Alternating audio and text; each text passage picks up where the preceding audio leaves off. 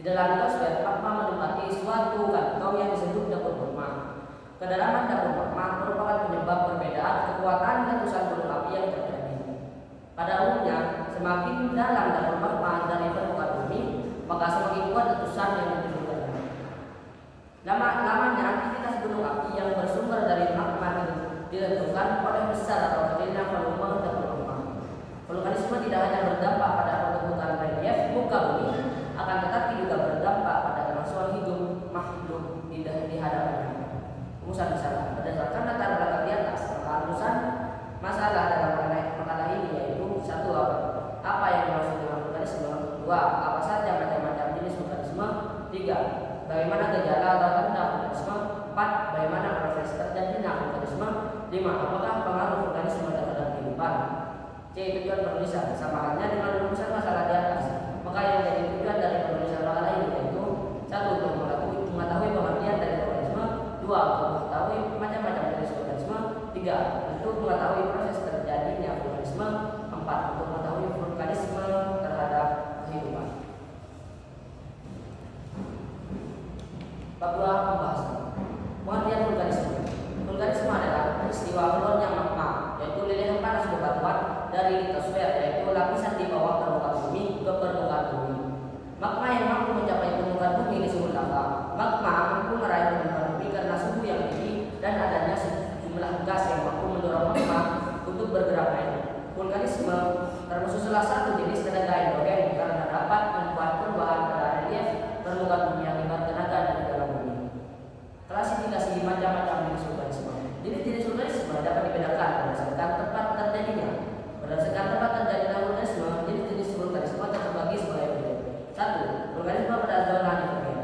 Vulkanisme pada zona ini berupa keluarnya magma bersuhu tinggi secara meleleh tanpa letusan dahsyat. 2. Vulkanisme pada zona konvergen.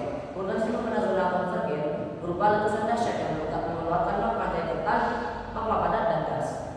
3. Vulkanisme pada zona tengah. Vulkanisme pada zona tengah berupa melelehnya magma tanpa letusan dahsyat. Gejala atau tanda vulkanisme. 1. Gejala di luar bumi. Gunung api yang sedang mengalami aktivitas magma menimbulkan tanda-tanda yang dapat dilihat atau dirasakan manusia. Gejala tersebut diantaranya: A. Yang pertama, terjadinya gempa bumi, kemudian turunnya hewan, kemudian keluarnya awan panas,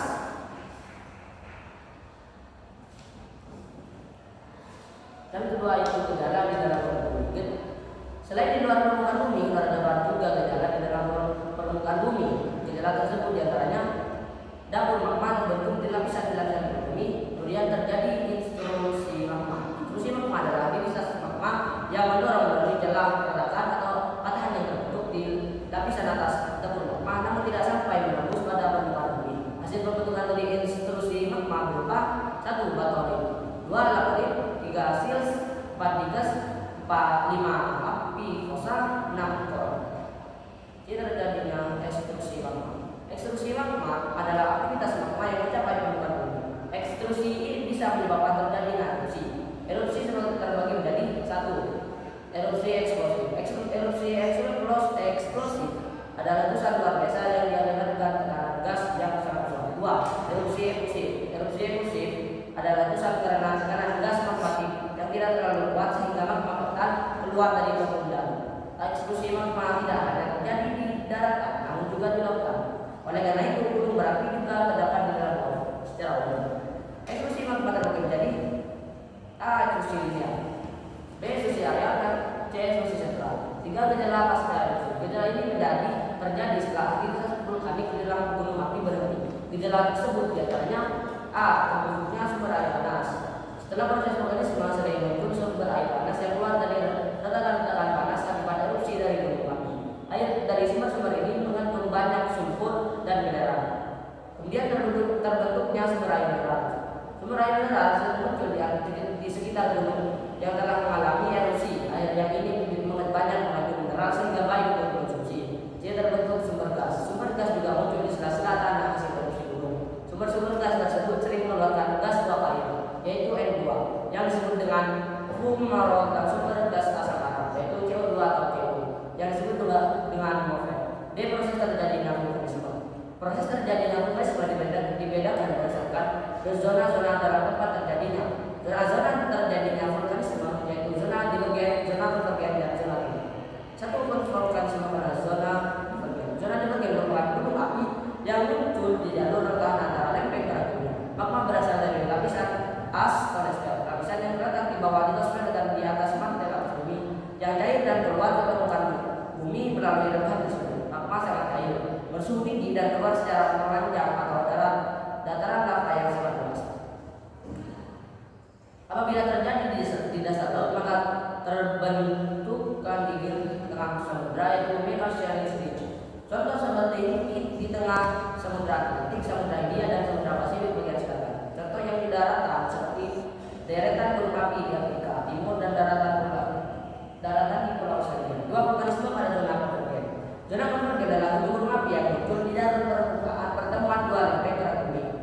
Magma terbentuk dari hasil pencairan endapan laut yang berasal dari darat ketika subduksi yang menyusul ke bawah lempeng daratan atau benua. Endapan yang mencair bertambah volumenya sehingga mendesak hujan mencari jalan keluar melalui retakan-retakan yang terdapat di atasnya.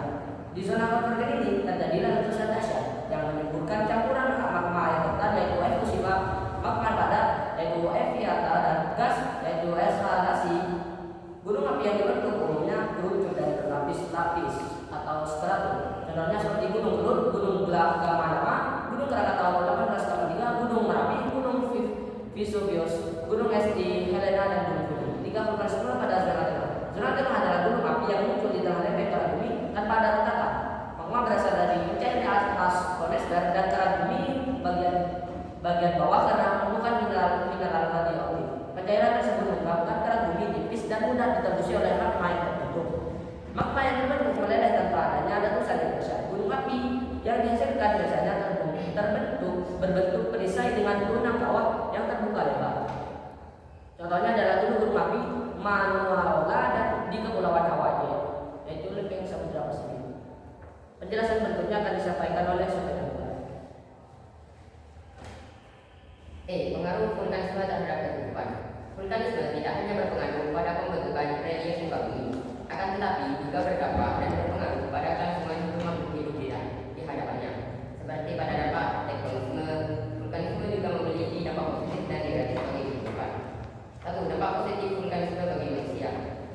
Vulkanisme adalah salah satu gejala alam yang ada di bumi. Akan tetapi, dampak vulkanisme banyak dimanfaatkan oleh manusia demi membantu kehidupan manusia. Dampak positif dari vulkanisme adalah A. Tanah yang mengenaskan, B. Gunung api juga mengeluarkan batuan, C. Tenaga panas bumi, D. Sumber air yang mengandung mineral, E. Panorama yang dihasilkan oleh gunung api F.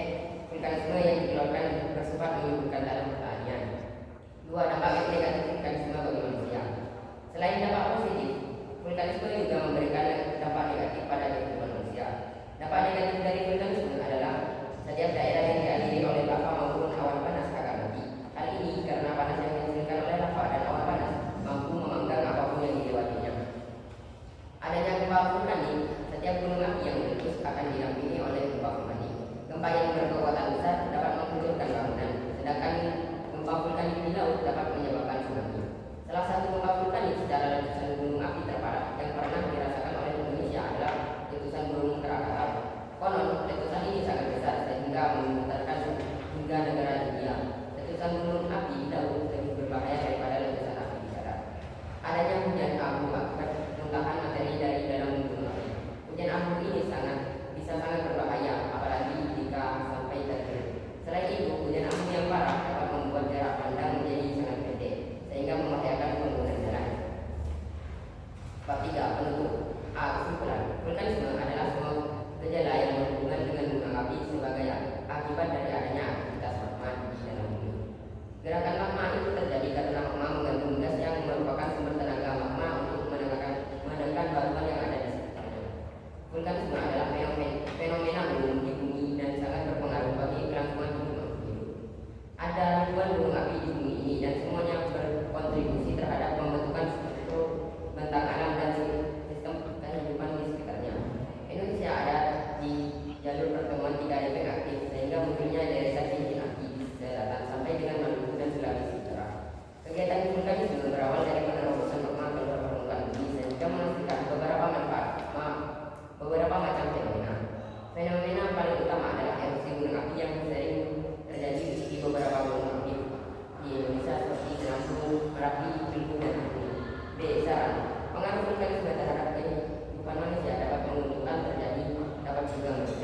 merugikan.